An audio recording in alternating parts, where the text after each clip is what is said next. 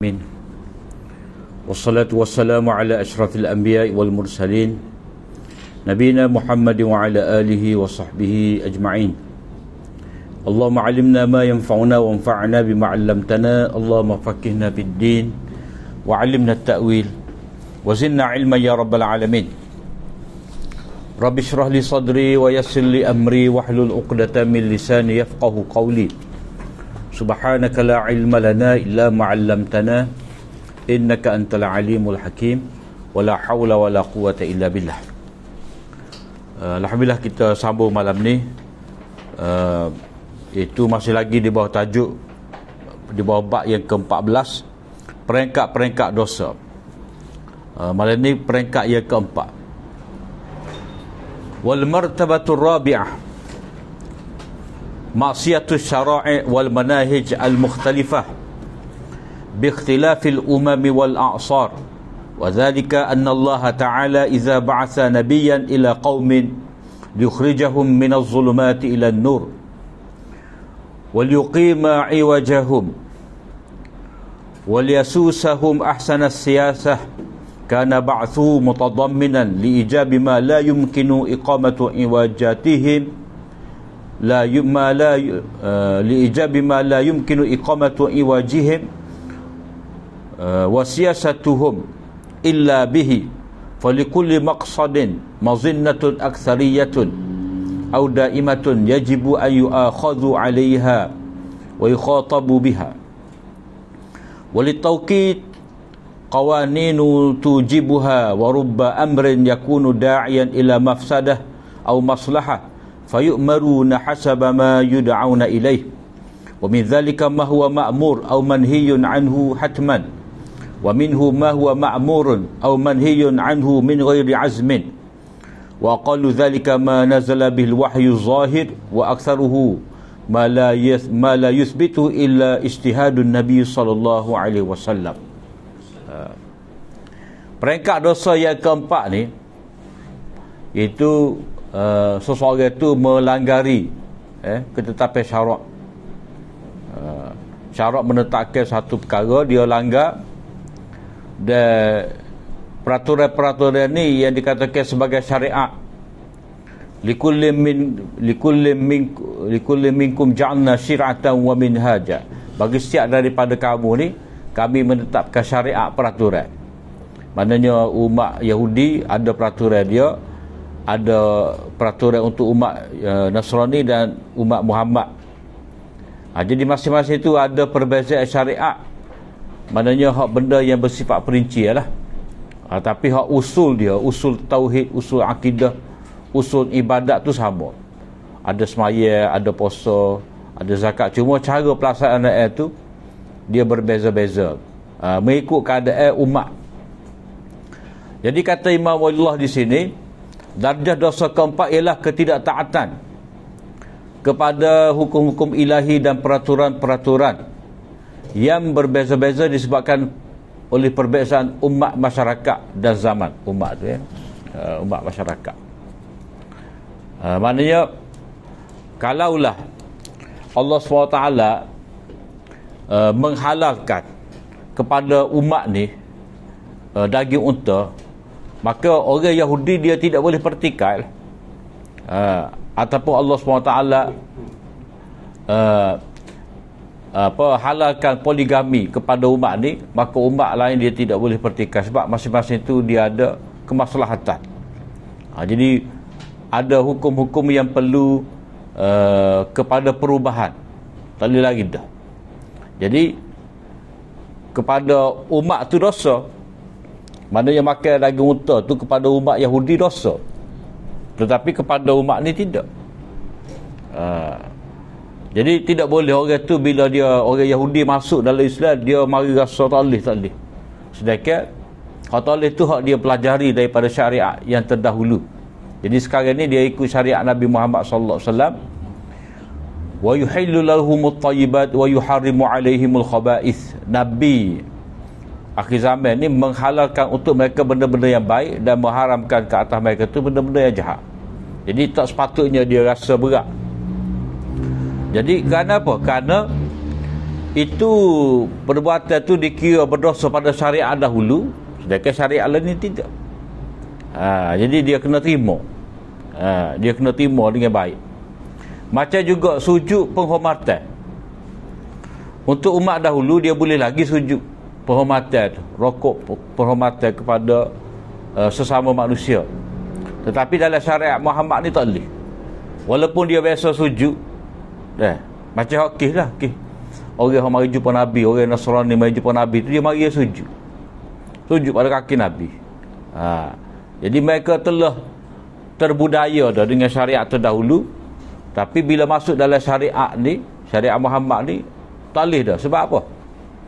Sebab akan bawa kepada kemelampauan. Dia akan pergi buka habis lah kalau boleh sujud kat dah. Jadi macam-macam benda tu boleh disujud. Sedangkan sujud tu hanya untuk Allah.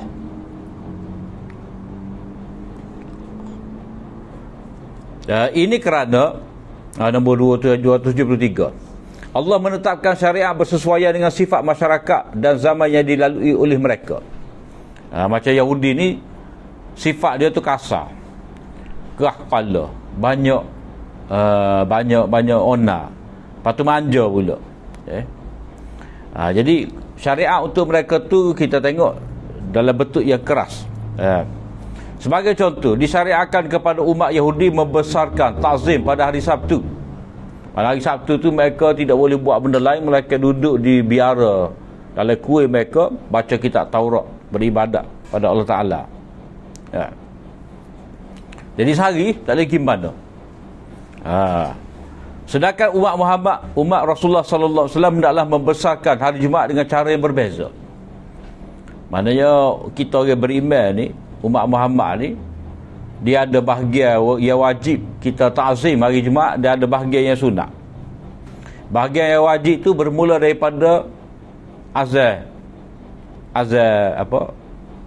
pertama lah. Zaman ni, zaman pak kita ni azan jadi azan pertama. Kalau zaman Osman tu azan yang kedua lah.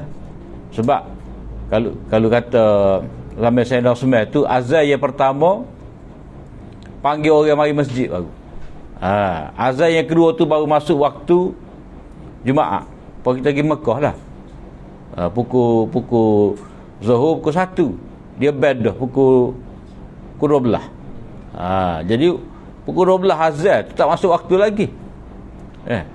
Jadi tak payah kita sibuk nak bangun semaya qabliyah tu, sebab qabliyah apa ya, Zuhur tak masuk lagi. Maknanya untuk syariat Muhammad ni, azan untuk khutbah tu itu wajib. Wajib dia kena dengar khutbah. Sapalah qudiyatis solah, lepas daripada semaya. Lepas daripada semaya nak bangun gigi lah. Tak. Lepas tu tak wirid-wirid kau. Pandai-pandai lah. Mengikut keadaan kita. Tak. Kalau kita suruh kita parking atas jalan, tak payah wirid lah. Bila-bila jalan tu kita wirid.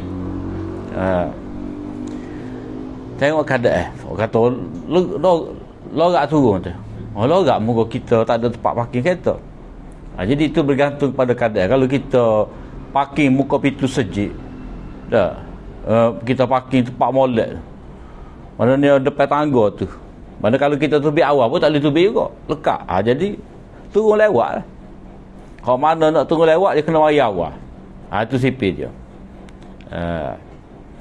Jadi untuk syariat Muhammad ni, dia dikehendaki membesarkan hari Jumaat dengan cara yang berbeza, yang dikurang ketat sikit. Sebab fa iza qudiyatis salatu fantashiru fil ard, bila selesai semaya pergilah bertebaran di atas muka bumi cari kurniaan Allah. Jadi ringan sikit. Sebelum pagi tu boleh nak kerja, nak nyaku, nak gapo, kau boleh. Tapi di samping tu adalah fadilat-fadilat lain disuruh pada kita supaya baca surah Kahfi, dah baca gotu surah ni zikir ni memperbanyakkan selawat. Tu hak bahagia targhib, bahagia sunat, hak bahagia wajib khutbah. Jadi tidak ketat. Anjur yang mari awal. Kemudian harta ghanimah tidak dihalalkan. Tidak halal boleh ke? Tidak halal kepada umat Yahudi tetapi dihalalkan untuk umat ini. Itu syariat berbeza. Umat Yahudi dulu bila mana mereka perang, segala harta ghanimah yang diperoleh daripada orang kafir, dia kena tak setepak. Tak setepak, maka lepas pada tu api daripada langit akan mari membakar semua. Tanda jihad mereka tu diterima oleh Allah SWT. Kalau api tak mari, dah ada orang yang curi harta ghanimah. Jadi tanda jihad mereka tu diterima, ikhlas kerana Allah SWT, harta ghanimah tadi akan dimakan oleh api. Tetapi untuk umat ini, harta ghanimah halal sampai hari kiamat. Ini kerana jihad akan berterusan sehingga hari kiamat, dan galakkan supaya berjihad dengan cara menghalalkan ghanimah untuk mereka. Jadi ada semangat lah orang beriman.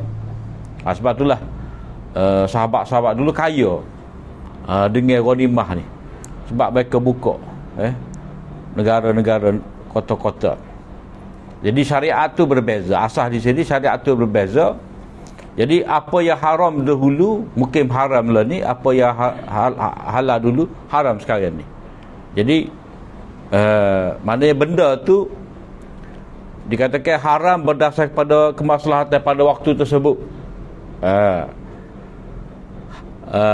ataupun jadi halal berdasarkan pada kemaslahatan sekarang ni.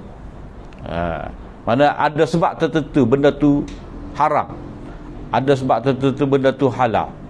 Jadi merujuk kepada jenis manusia dan waktu yang berbeza.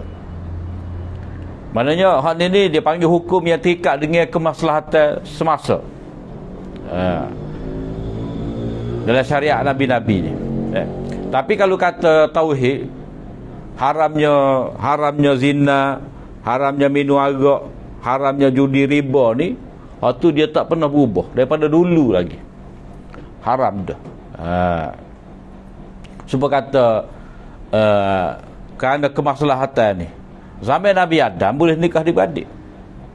Ya. Boleh nikah adik-beradik. Sebab apa? Sebab Nabi Adam nak best sayang apa dia? Tak. Sebab dia dengan Hawa je. Jadi anak dia tu berkahwin lah sesama mereka tu. Jadi pada waktu tu nikah adik-beradik boleh, daripada perut yang sama, boleh nikah. Tapi sekarang ni tak boleh lah. Sebab apa? Sebab tak perlu dah. Tak perlu dah kepada peraturan sampai Nabi Adam tu. Sebab kalau guna juga lah ni, jadi kerosakan lah. Maknanya tak ada maksud daripada nak menjadikan manusia ni kena mengenali, liyata'arafu. Mana kita orang Kelantan nikah dengan orang Johor, orang Melaka nikah dengan orang Thailand ke, orang Malaysia nikah dengan orang Pakistan ke.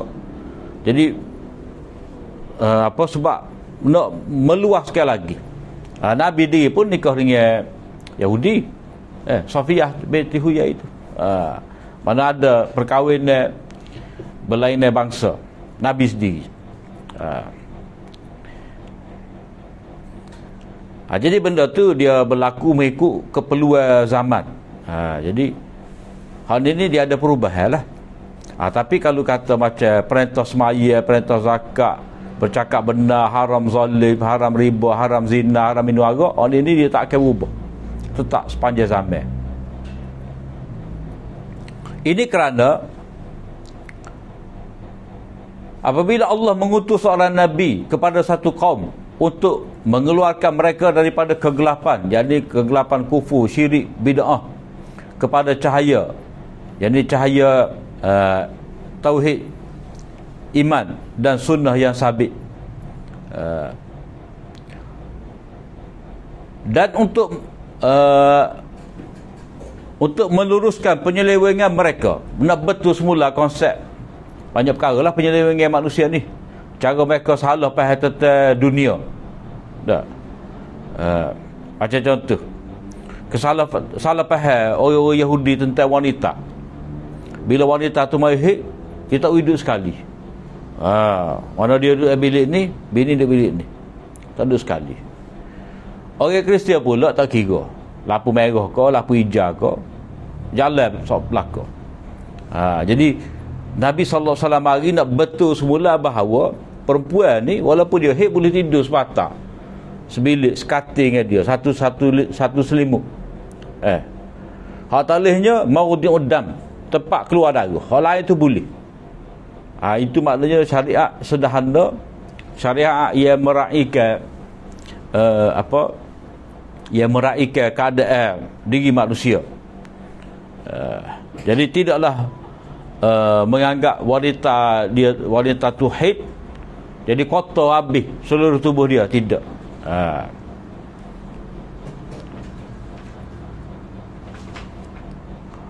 Jadi itu penyelewengan manusia tentang konsep dunia ataupun wanita tu.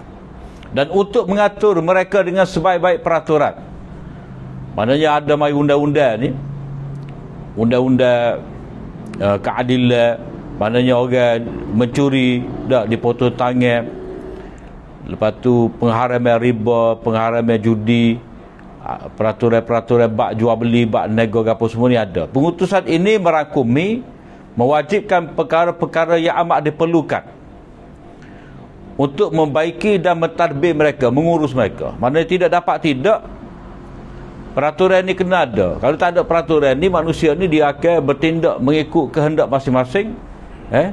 Dan bila tidak ada sekatan ni, kadang-kadang orang tu dia lepas tara.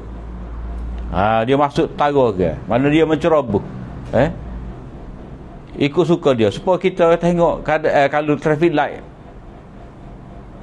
tak jadi, kita boleh tengok. Dari segi hak peraturan, kalau kira hak alik ni dulu dah, alik kanan lu boleh gerak. Tapi kadang-kadang orang ni dia kata dah tak ada lampu, kita ikut kita lah pakai gigi. Jadi dia kira hak dia. Jadi bila ada peraturan, ni hijau jalan, merah berhenti. Jadi ada peraturan tu, maknanya manusia dia tahu hak dia.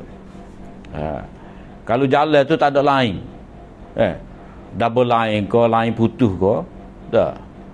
Jadi tak tahu, jadi dia pakai gigi, tak kira lah. Kalau kata tak ada hak laju kawasan tu, dia akan pecuk sekat-sekat dia tak. Tapi kalau ada hak laju tu tetap 60, 40, 60, 90, 110. Jadi dia tahu. Dia tak boleh pergi lebih daripada tu. Jadi itu undang-undang yang dibuat untuk memastikan keselamatan mereka. Itu kalau kita kata hukuman atas jalan raya lah. Kalau hukuman syariat ni dengan adanya zakat, supaya manusia ni dia tidak ada cinta yang mendalam terhadap dunia.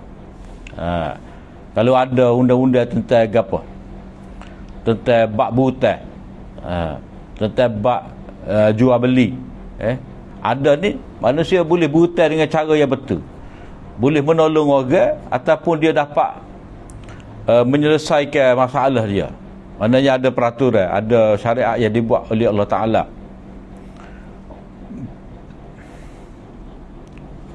Oleh itu, bagi setiap maksud itu, nombor 375, dengan sebab itu tidak mematuhi peraturan yang dibawa oleh Rasulullah SAW berarti menghalang daripada sempurna dakwah baginda untuk membaiki manusia.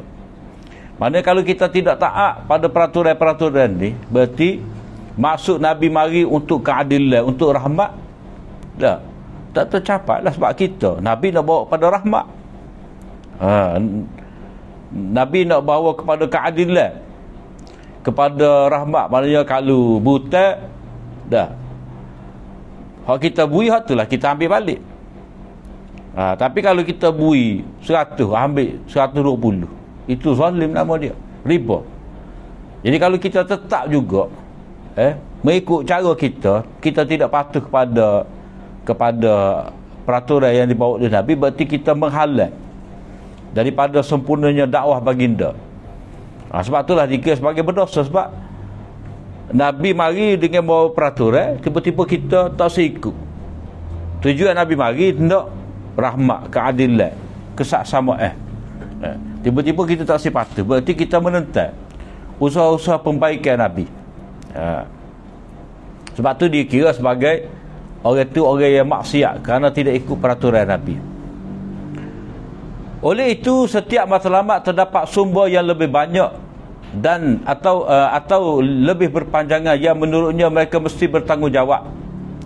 Terdapat sumber ni maknanya setiap matlamat tu dia ada tempat dia. Katalah matlamat ni matlamat takwa. Ya. Matlamat takwa cara mana ada takwa tu? La'allakum tattaqun. La'allakum tattaqun tu dah. La'allakum tattaqun, mudah-mudahan kamu bertakwa. Jadi takwa tu sumber dia duduk mana? Katalah letak pada puasa. Letak pada gapo lagi? Ayat-ayat yang suruh kita bertakwa tu. Jadi suruh takwa, dia ada jalan untuk mencapai takwa tu.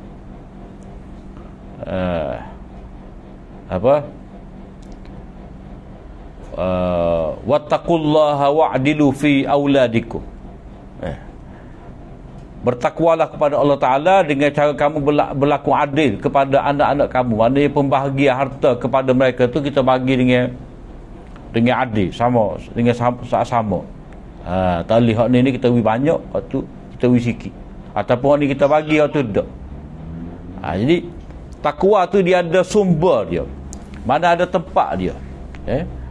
Macam puasa ni, puasa ni dia ada pada bulan Ramadan. Mana waktu tu je. Cara dapat takwa melalui puasa dia tidak berpanjangnya, dia hanya sebulan, 1/12 daripada setahun.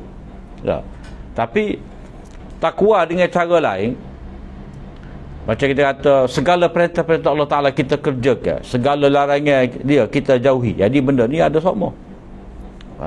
Ada sama. Itu yang dikatakan setiap matlamat tadi ada sumber dia, sama ada yang lebih banyak atau yang lebih berpanjangnya. Macam kata matlamat kepada keadilan. Matlamat pada keadilan ni letak pada pengharaman riba. Apa lagi? Ataupun matlamat untuk memberi semangat kepada orang beriman untuk beramal. Jadi adalah fadail itu. Itu matlamat yang dibawa oleh Nabi tu gapo? Jadi bila kata wa ma arsalnaka illa rahmatan lil alamin, itu matlamat. Jadi apakah benda yang membawa pada rahmat tu? Itu dia panggil wasilah. Wasilah.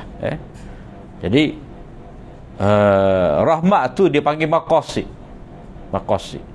Jadi untuk mencapai maqasid ataupun matlamat ni dia kena adalah wasilah-wasilah dia tu. Melalui puasa, semaya, amalan-amalan tertentu. Yang menurutnya mereka mesti bertanggungjawab. Maknanya mereka mesti menerima dan melaksanakan. Dan mengenainya mereka mesti diarah untuk melaksanakannya. Maknanya diwajibkan ke atas mereka tak buat dosa, buat dapat pahala. Bagi penetapan hukum ada undang-undang yang menetapkannya. Jadi dia ada aturan dia tu. Semaya dia ada rukun, ada syarat, ada pembatal dia. Berapa banyak perkara yang membawa pada kemudaratan atau manfaat, lalu manusia diperintahkan mengikut apa yang mereka terdorong untuk melakukannya. Maknanya nombor 139 tu, setiap perkara yang diperintahkan itu membawa kepada kemaslahatan, dan setiap perkara yang ditegah itu untuk mengelak daripada berlakunya kemudaratan. Maknanya dalam peraturan syariat Allah SWT ni, perintah suruh buat, berarti di situ ada maslahah, ada kemaslahatan, kepentingan bersama, ada kebaikan. Kalau benda tu dilarang, maka ada perkara yang mudarat. Sebab itulah Nabi larang. Macam Nabi kata, innama ju'ila al-istizan li ajli al-basar. Sebenarnya disyariatkan supaya minta izin ni supaya kita dapat menjaga pandangnya.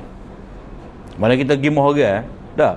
Kita pergi orang, bukan kata assalamualaikum, kita pun buka sendiri pintu. Tak boleh. Ataupun assalamualaikum, kita kena ikut nyala. Kita kata dah nyala terbuka. Hanya terbuka lah muka rumah. Ikut tuan rumah nak buka nyala, kau nak tutup kau. Sebab buat jendela benar supaya angin tu masuk. Jadi tujuan dia buat jendela tu bukan nak suruh orang jenguk. Kita ni hok duduk dalam rumah ni nak dapat udara, ataupun kita dalam rumah nak jenguk orang luar. Bukan luar jenguk orang dalam. Jadi Allah Ta'ala, Nabi mensyariatkan supaya minta izin. Assalamualaikum. Baru salam. Adkhul, bolehkah aku masuk? Jadi minta izin tu supaya kita masuk rumah tu kita dalam keadaan tidak kita kata kapal pecah. Mana nak terjah rumah orang ni kena minta izin dia. Bolehkah nak mari? Supaya kita tidak terlihat benda yang tidak sepatutnya kita terlihat. Sebab manusia ni kata aku pergi moh ya Allah, kobar kain tak lipat, pinggir makuk ada, meja luar, macam-macam. Jadi manusia lagu itulah. Sebab itulah kena minta izin. Jadi bila minta izin juga orang tu dapat bersedia lah. Itu maknanya setiap daripada perintah Nabi ni dia ada maksud dia. Sebab itulah kalau kita Hujatullah ni hak bahagian mula-mula mukadimah tu, Imam Allah tekan petai lagi tentang syariat ada hikmah, peraturan ada maksud. Panjang tu kena tengok hak buk dulu. Buk mula-mula tu bab ya mukadimah, bukan bab pertama, tapi hak mukadimah. Itu sebab kepada apa kitab ni ditulis. Kitab ni ditulis untuk menghuraikan rahsia agama.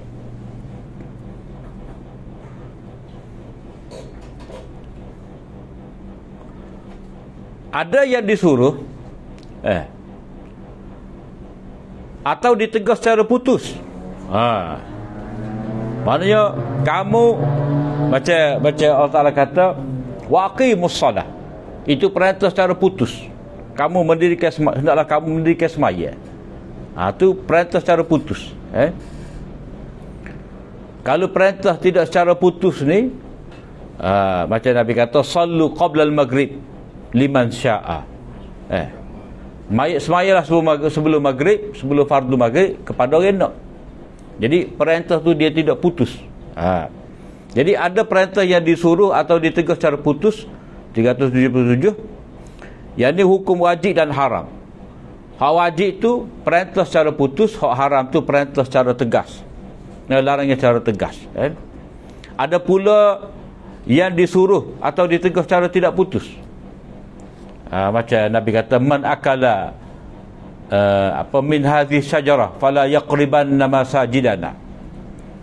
Sesiapa yang makan daripada pokok ni, mana pokok kucai, pokok bawang apa semua ni, janganlah dia mendekati masjid kita, tempat kita berhimpun. Jadi larangan tu dia tidak kuat sangat. Jangan mendekati. Nabi tak kata haram kepada dia mari masjid, tidak. Nabi kata jangan mendekati. Jadi itu dia panggil larangan yang tidak putus. Jadi larangan yang tidak putus tu maknanya makruh. Kalau suruhan tidak secara putus tadi, itu dipanggil sunat ataupun mustahab. Jadi dia ada. Setengah orang sufi dia tak ada perincian ni. Dia kata dah Tuhan suruh kak, tak kira, tak boleh buat. Dah Tuhan larang, dah Tuhan suruh, kita kena buat. Tak secara dia benda sunat ke benda wajib ke, tidak. Itu salah. Tidak memahami cara Nabi berbicara. Mana kalau kata semua hak Nabi suruh ni wajib lah ke, tak kiok kita. Mana ketak jadi. Baca kita baca dalam Quran, wa minal laili fatahajjat bihi. Daripada waktu malam tu hendaklah kamu bertahajud, jangan tidur semaya.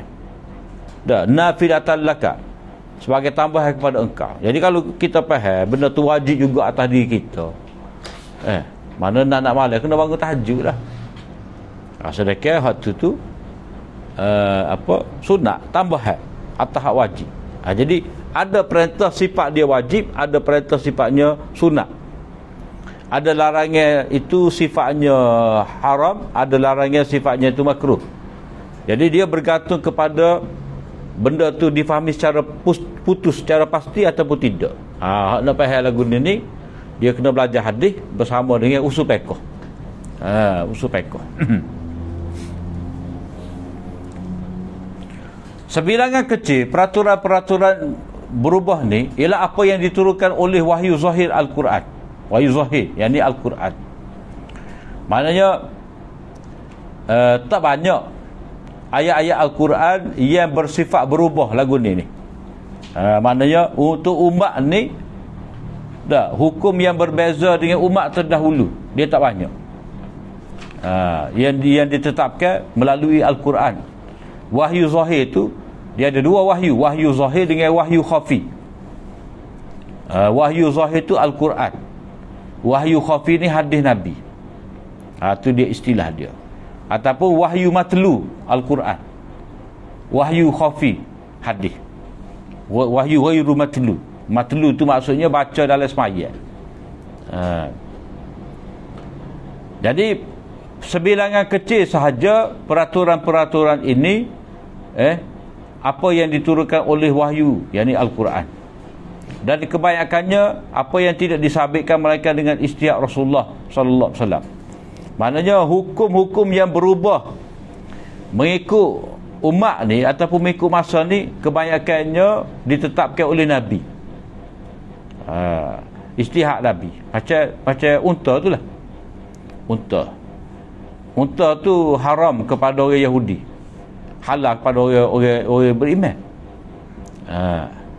Jadi Nabi ya menetapkan bahawa unta tu halal, boleh dimakan.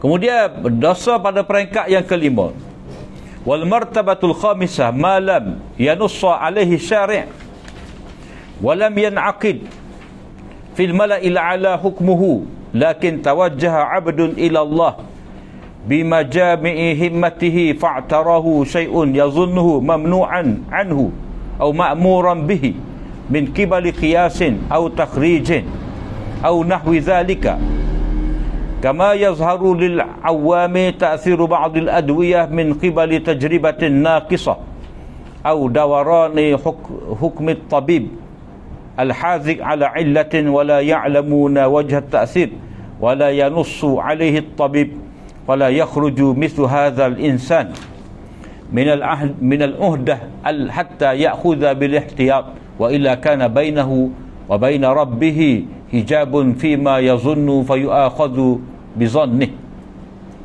Wa aslul mardiyyi fi hadhihi al-martaba ayyuhmala amruha wa la yultafata ilaiha ghaira anna fil wujud anfusan yastawjibuna dhalika fayuwafiru alaihim al-jawadu ma mastawjabu al-jawad ma yastawjibu al-jawad ma yastawjibu ma mastawjabuhu wa fiha qawluhu ta'ala ana inda dhanni 'abdi bi wa qawluhu ta'ala fil Qur'anil 'azim wa rabbaniyatan ibtada'uha ma katabnaha 'alaihim illa ibtigha'a wajhil illa ibtigha'a ridwanillah wa qawlihi la tushaddidu 'ala anfusikum fayushaddidu Allahu 'alaikum wa qawluhu al-ithmu ma haka fi sadrik wa yulhaku biha ma'siyatu hukmin mujtahadin fihi idza kana muqallidan mujmi'an taqlida man yara dhalika wallahu a'lam. Peringkat dosa yang keempat ni kelima, peringkat dosa yang kelima ni iaitu perkara yang tidak diputuskan secara khusus oleh syarak dan keputusannya itu tidak diadakan di kalangan majlis tertinggi. Maknanya hukum ni Dosa ni maknanya melanggar berhukum-hukum yang ditetapkan oleh mustahik. Gitu kesimpulan dia. Hukum ni dia tidak mari daripada pihak Allah Ta'ala, tidak pihak Nabi, tapi hukum ni ditetapkan oleh fuqaha. Sebab itulah dia kata benda tu tidak dinaskan oleh syarak, mana tak ada wahyu yang turun, dan tidak berlaku penetapan itu di Malail A'la, maknanya tidak diberitahu kepada malaikat tertinggi bahawa benda ni begini hukumnya. Cuma akan tetapi seorang hamba Allah Ta'ala ni menumpukan perhatian kepada Allah Ta'ala dengan penumpuan yang sempurna, dengan tekadnya. Maknanya mustahil lah, imam mustahil. Dia menetapkan satu hukum.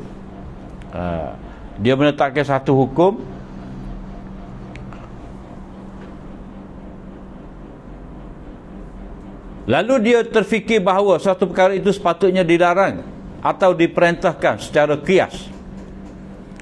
Yang ni merumuskan hukum daripada nas syarak kerana ada persamaan, ataupun takhrij, dipanggil derivasi. Maknanya fuqaha tu dia mengeluarkan hukum daripada ijtihad imam mazhab. Imam mazhab berijtihad lagu ni, dia pun faham, dia pun waktu buat hukum berdasarkan kepada ijtihad imam mazhab.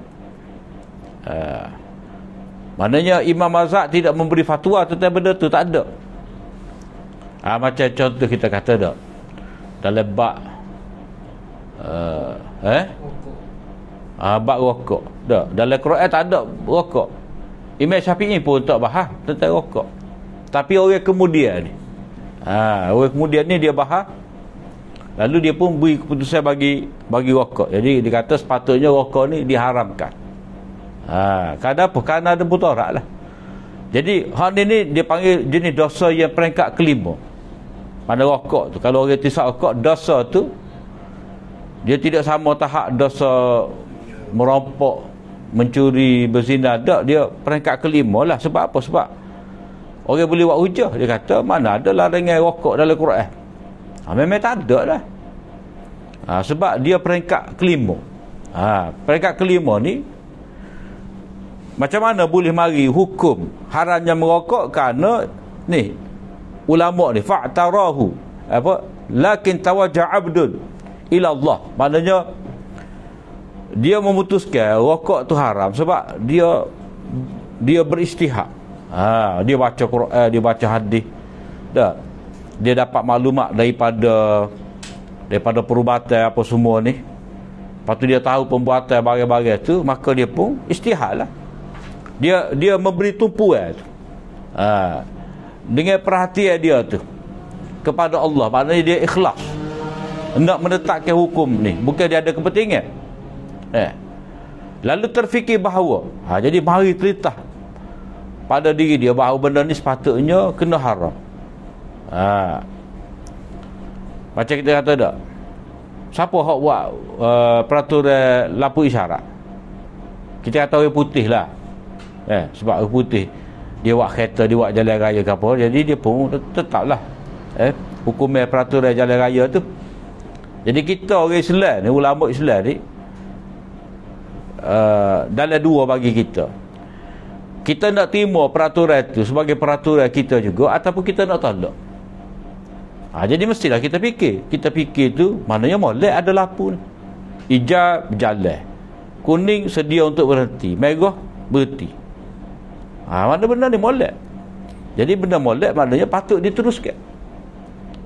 Supaya apa? Supaya oleh kerana setiap kita daripada kita ni berkongsi kemudahan. Jalan raya sebagai satu kemudahan. Hak tu nak pergi kiri, hak tu nak pergi kanan. Berkongsi kemudahan. Lepas tu setiap daripada kita ni ada masing-masing kehendak. Jadi kehendak tadi dia kena guna bersesuaian dengan apa? Maknanya kalau kita ada kehendak, orang lain pun ada kehendak, orang lain ada hajat. Jadi kena orang kata penggiliran. Ada penggiliran.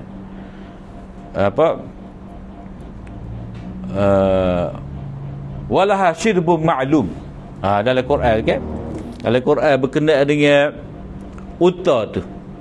Qala hadhihi naqatul laha syirbun walakum syirbu yaumin ma'lum. Qala hadhihi naqatullahi la, ini adalah unta Allah, baginya itu ada giliran dia minum air, dan bagi kamu ada giliran untuk dia minum air lain. Maknanya ada giliran. Jadi bila ada giliran, jadi kita kena ikut lah.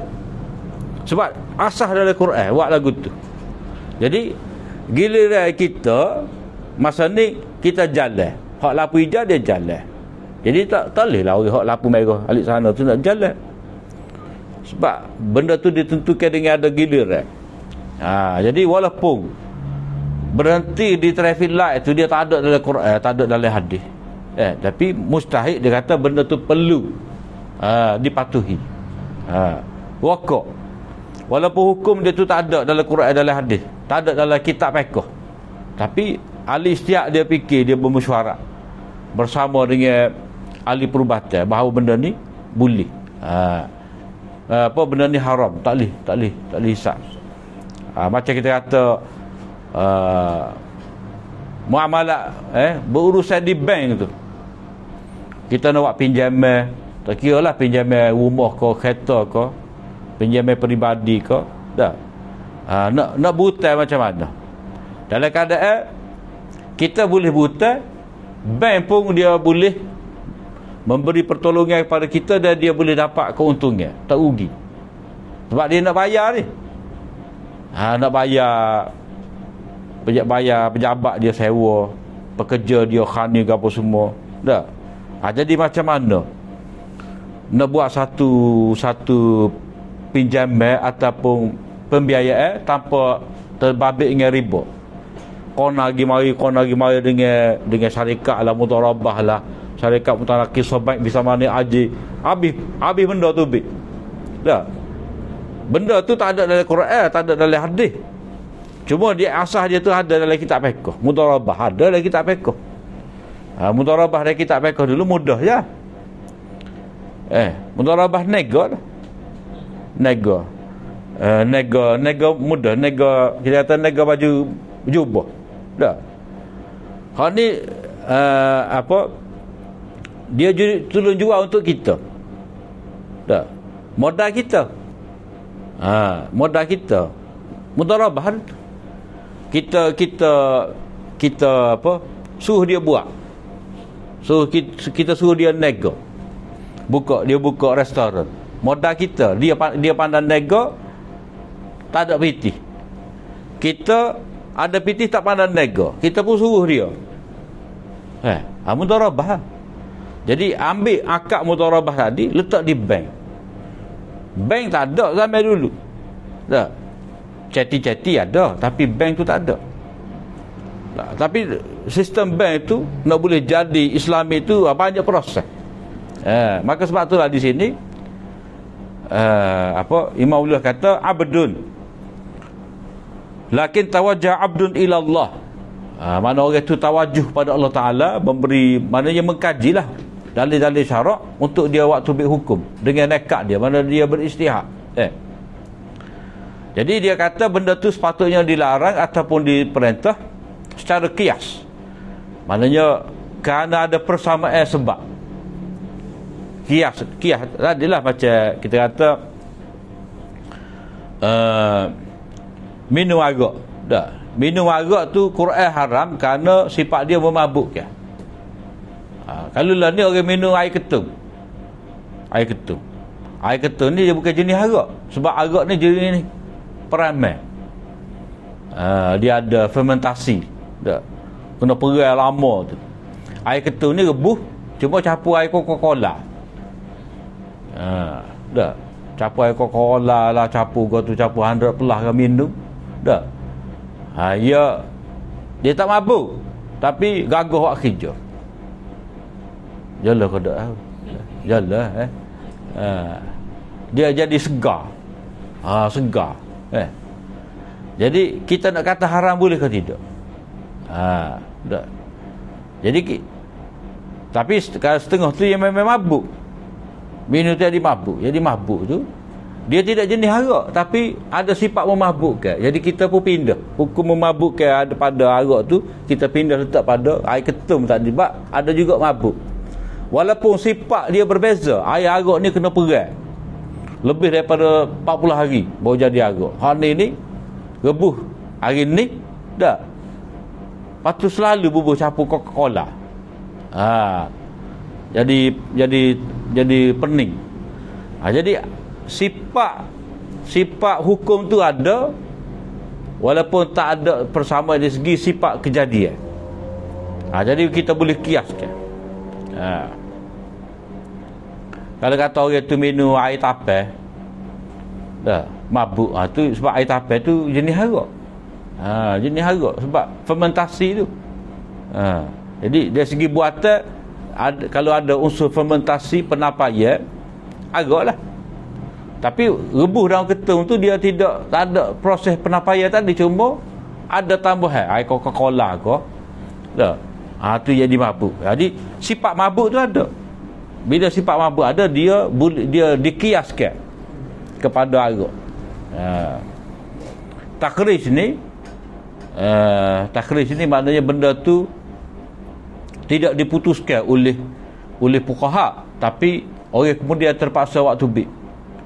Macam contoh penggunaan mesin apa ni, mesin sambung hayat ni, apa dia panggil ni,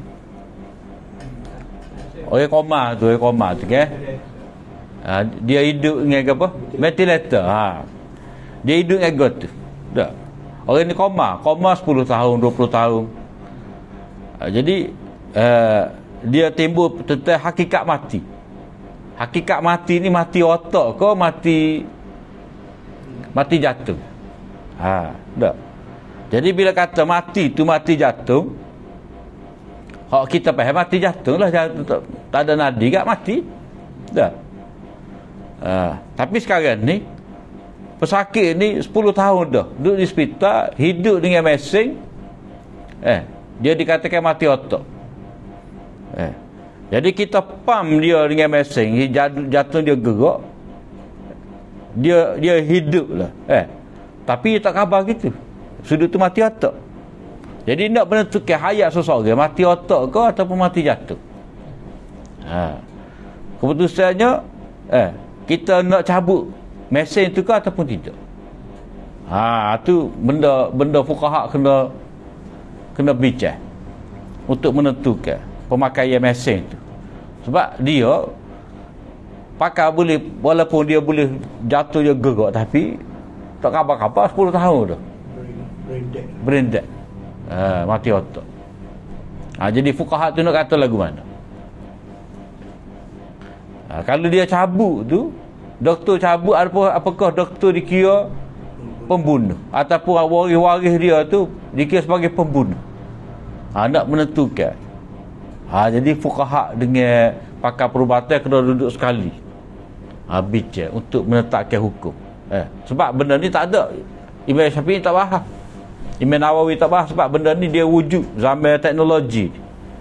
Mana orang tu walaupun dia tak khabar, dia boleh hidup dengan mesin.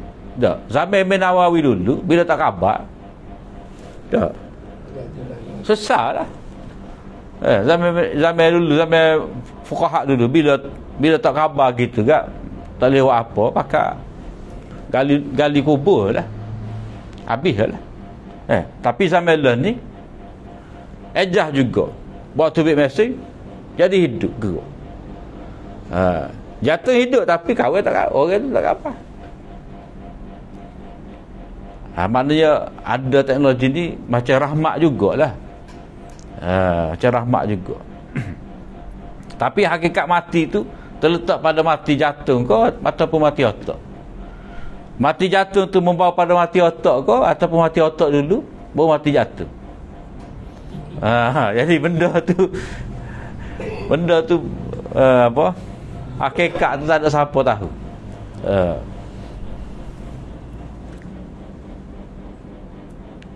Ini seperti kesan ubat-ubatan tertentu menurut orang biasa kerana pengalaman mereka yang tidak lengkap atau bergantung kepada ketetapan tentang sebab yang dibawa oleh para doktor pakar, sedangkan mereka tidak tahu sebab keberkesanannya.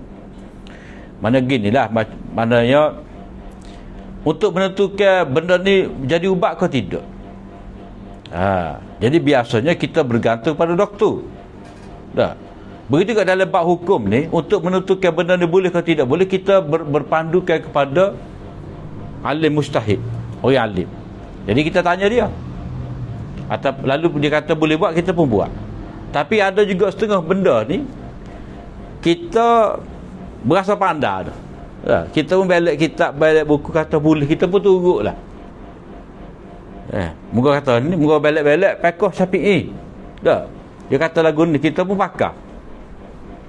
Mana kita ni macam orang biasa, baca buku, dah. Ni ubat cimani, kita pun ambil makan. Dah. Kita bukan ahli. Dah. Petua cimani. Makan apa? Pedu bumi kata. Pedu bumi. Makan sikit-sikit rebu air. Kita pun baca dalam kitab lagu tu, kita pun kata ni petua dia. Lalu pun kita pun amal. Dah. Lepas tu cari pedu bumi tak ada. Padanya batai wali. Pria kata, jenis pahit, kita nampak air. Ni jenis pahit ni. Jadi orang kita ni, kalau jenis pahit kat bak manis lalu. Betul kodok tak tahu lah. Dia kira kalau jenis muka kecil manis lah, dia pahit.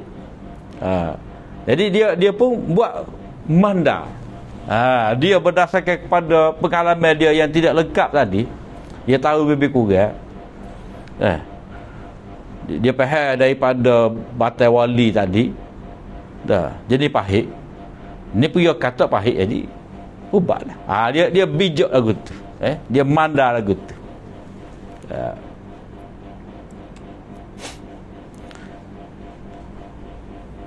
Sedangkan dia tidak tahu sebab benda tu memberi kesan tu sebab gapo. Kalau doktor ni dia tahulah. Katalah dalam gapo tu, dalam satu ubat tu dia ada unsur. Kalau Panadol ni unsur dia gapo? Unsur paracetamol. Ada unsur dia tu lah. Jadi hak demam jadi segar, unsur tu ada mana? Sebab orang buat bom juga. Buat bom. Macam mana boleh menentu tu? Dah. Dia tahu fizik, dia tahu sains tak? Dia tahu kimia. Dia carilah bahan tu. Dia capur-capur kau ni jadi. Sebab kata nak cuci sink tu, dia ambil soda bikarbonat lah, gotu-gotu ni cukur lah. Dah. Dia baca-baca, dia pun cuar dalam sink. Bum. Lebih. Dah. Jadi orang tu dia nampak benda tu gapo, soda bikarbonat, klorok gapo. Orang yang ngaji sains, ahli kimia, dia tahu dalam klorok tu ada gapo, unsur gapo. Jadi orang pengetahuan orang pakar, dia tahu dengan detail. Pengetahuan orang biasa ni, menggebagai dia aiwan ni ataupun kerah 5 minit ni kan. Dah. Dia pakar hak dia zahir itulah. Sebab sebenarnya dia tak tahu gapo unsur hak ada dalam benda tu. Lalu dia pun cuba praktik. Praktik dengan cuba-cuba. Tapi ahli kimia pun dia cuba-cuba juga. Cuma dia duduk dalam mamah. Hak ni tak ada mamah. Pakai jolok.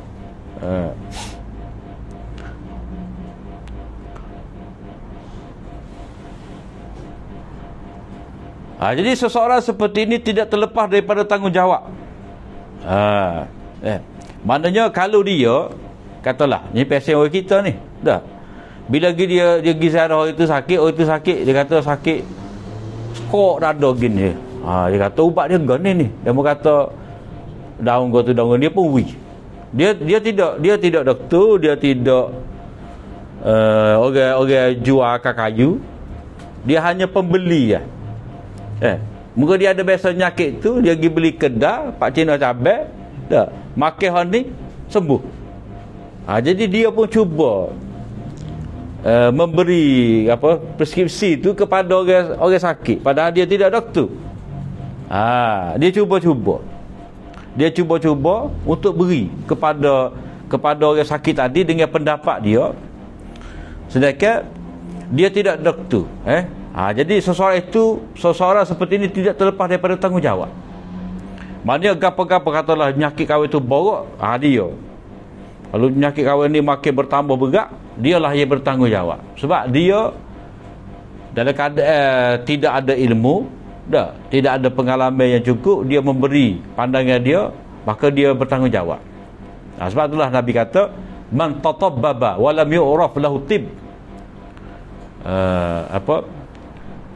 fa'alaihi dhamanuh atau kama qala. Orang yang cuba merawat orang sakit sedangkan dia tidak dikenali sebagai doktor, maka dia bertanggungjawab. Orang kita ni lagu tu lah, orang kita ni dia kata dia mau tak semakan ubat lah. Ubat ni pun RM20. Dia punya pendapat dia tu. Dia kata dia mau terah ubat ni. Ubat ni dia boleh merawat 50 jenis penyakit. Dia ada produk rupanya. Keping bagai. Dia ada produk dia keping. Tu punahnya. Jadi dalam dunia agama dia punah dengan ijazah-ijazah ni. Amal melewatkan mati, amal mimpi jumpa Nabi. Jadi tutup lebar dia wi amal lagu ni. Hak penjual ubat ni dia wi ubat-ubat ni. Dia kata ni ada belakang ni, testimoni belakang kahwin mimpi jumpa Nabi. Orang tu mimpi jumpa Nabi sebab dia amal ni. Testimoni belakang tu. Jadi sebab itulah dia penting tabibul abdan dengan tabibul adiyan. Tabibul abdan, doktor tubuh badan. Satu lagi dia panggil tabibul adiyan, doktor agama. Doktor agama. Jadi orang yang tak pandai, dia cuba rawat, dia merosakkan manusia. Orang yang tidak ada ilmu memberi fatwa, menyampaikan ajaran-ajaran dalam keadaan dia tidak masuk dalam ilmu agama ni, dia banyak merosakkan daripada membaiki masyarakat.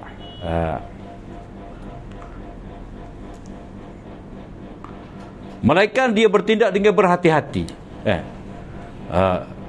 Kawin royak juga dah, tapi dia mungkin tanya doktor lah. Ada anda dia dan mungkin ngesah lah. Dia berhati-hati. Jika dia tidak melakukannya akan timbul tabir antara dia dengan Tuhannya. Maknanya dia terhalang, dia tak ada tabir ni, maknanya Tuhan sekat dia daripada mendapat keampunan. Maknanya dia dikira berdosa, jadi ada tabir dalam apa yang dia sangka. Maknanya dia memberi pendapat tu salah. Allah Ta'ala murka. Dan dengan itu dia akan diminta pertanggungjawaban atas sangkaannya. Maknanya orang yang memberi fatwa, mengeluarkan hukum tanpa ilmu yang cukup ni, lalu dia kata tak boleh. Banyak orang dia kata tak boleh ni. Contoh, tak boleh ambil air semaya dalam tandas. Dia kata tak boleh. Dia kata kena gapo. Ada kan amalan-amalan orang kita ni boleh buat, tak boleh buat. Rupa-rupanya itu pendapat lebay-lebay. Bukan alim ulama, bukan mustahid, bukan ada dalam hadis pun, bukan ada dalam Quran pun, benda yang dilarang ataupun benda yang disuruh tadi, tapi sangka orang tu macam apa tak boleh. Orang kita ni dia kata tak boleh. Tak boleh ke apa?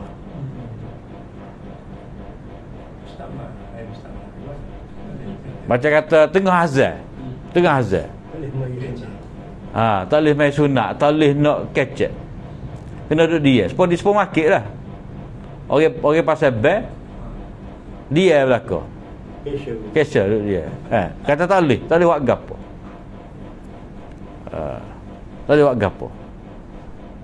Tu dia, tapi tak pergi semaya. Yang sepatutnya bila bel juga siap-siap pergi ambil semaya lah. Ni best senyap belaka. Senyap belaka. Tapi masalahnya kalau bel buka puasa, makan belaka. Jadi benda tu tak boleh tu, apa tak boleh? Tak boleh kau tu, tak boleh kau ni. Ataupun tak boleh jemur baju tengah malam. Ada. Tak boleh jual agak malam, bayar hutang malam. Jadi benda tu dilarang. Nyapu tengah malam dah. Malam tak boleh. Ataupun tak boleh nak bawah hari Rabu. Tak boleh nak naik rumah hari Rabu. Itu benda yang dicipta larangan tadi. Mari daripada mana? Daripada orang yang tidak ada ilmu. Itu atas sangkaan dia. Jadi dia dikira bersalah. Jadi asas kepada apa yang diredai oleh Allah Ta'ala pada peringkat yang kelima ni, iaitu ayuhmala amruha, hendaklah harus ditinggalkan dan tidak diendahkan, walaupun ada orang yang hendak memaksakan kepada diri mereka sendiri. Hak ni dia kena peralusi kot ni. Walaupun ada seperenggan ni, kita kena sipir ni. Apa setengah dah ni. Sipir dah. Setakat tu lah. Wallahu a'lam.